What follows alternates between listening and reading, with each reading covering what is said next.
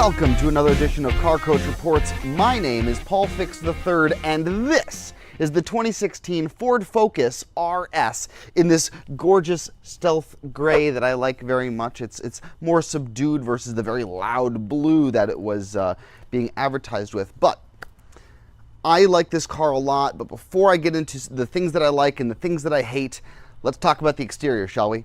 Because this is a very strong looking car. It's got big haunches, it's got these gorgeous graphite wheels with the blue brakes that actually match that paint color that the car was originally advertised with, the massive boy racer wing, and the really cool angled front end that really makes it look like a proper performance vehicle. So this competes with a lot of different vehicles: Subaru WRX STI, Golf R, which is more subdued but still in the same kind of territory, and the Civic Type R. Now the Civic Type R and the STI are very similar to this vehicle in this whole boy racer kind of style, but I think that this has a step up on the competition. Let's find out why. Come for a spin. The most exciting hot hatch possibly ever, or should I amend that, maybe the most track-ready hot hatch ever. I think that there are some vehicles that this competes with and some that are in lower horsepower ranges but similar price ranges that can be more fun.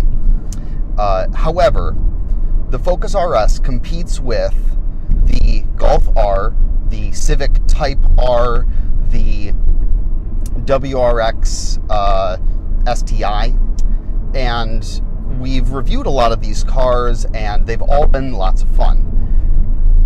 But I think this is probably the most capable of all of the vehicles in that segment.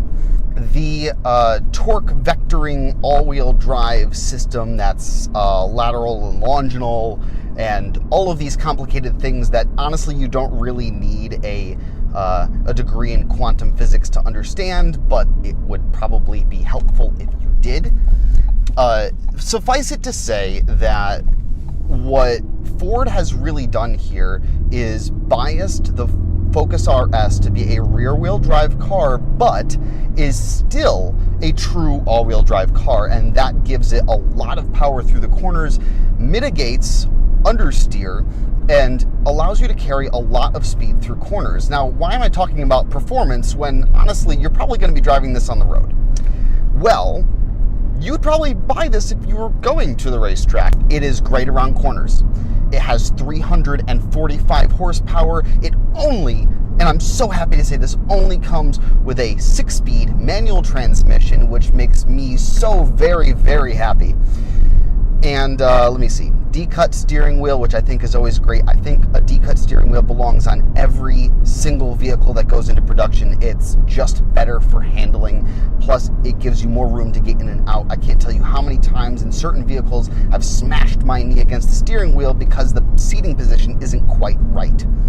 It's not true in this case. It's got a sport mode and a track mode and a drift mode, which unfortunately I do not have a place to test it, but I can tell you, you can do donuts, you can slide through corners, and I've seen many people do it. Go look online, you'll find it. It's awesome. You can see they have this lovely RS embossing, and this has the Recaro seat, so it's got Alcantara. It hugs you really nicely. It hugs you around the legs, it hugs you around the torso. It's a tight fitting seat that makes it incredibly comfortable to take corners quickly if you need to, but also for long drives. You don't shift around, you don't have to find the right place to sit. You know, it puts you exactly where you need to be, and I think that's great. The driver's seat is adjusted to the left about 2 inches, and I know that sounds really minimal, and a lot of cars do this, especially BMWs, or if you go back to like old Italian performance cars, they used to actually orient the seat at a slight angle with the steering wheel and the pedals so that you could actually fit more stuff in the front for like suspension and like the battery for weight saving and weight balance and things like that. But in this car, it's you know, you don't need the extra space. It's just a little annoying, but it's a tiny little nitpicky thing. The other thing is, notice the camera shake. That's not me, that's not the mount. That is the suspension. It is rough in here.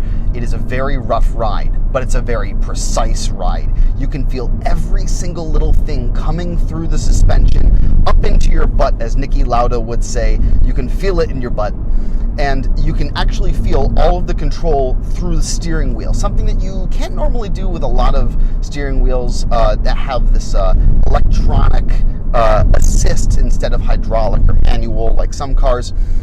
You can actually feel it, and I don't know how they did it, but it's a very sensitive system, I suppose. It also has the Sony, the upgraded Sony sound system, this particular vehicle, and it's really good. It's got a good balance of bass and mid and treble, and of course you can adjust all of those things.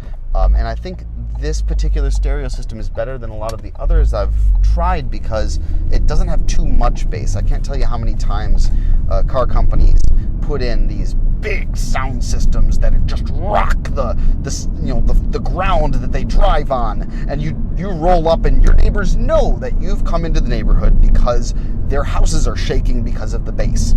That's not true here.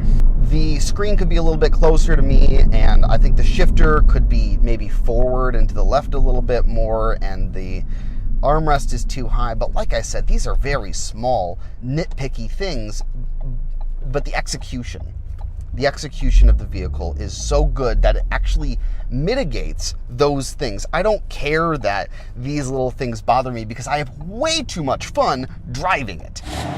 If you enjoyed this video, you want to see more like it, go to our YouTube page, Lauren Fix. Follow me on Twitter, Paul Fix, the number 3. I'm on Instagram as that as well. Come get our free newsletter at laurenfix.com. Go follow Lauren Fix on social media, and we will see you next time. I gotta take a drive in this thing. Can you unhook me? I gotta go.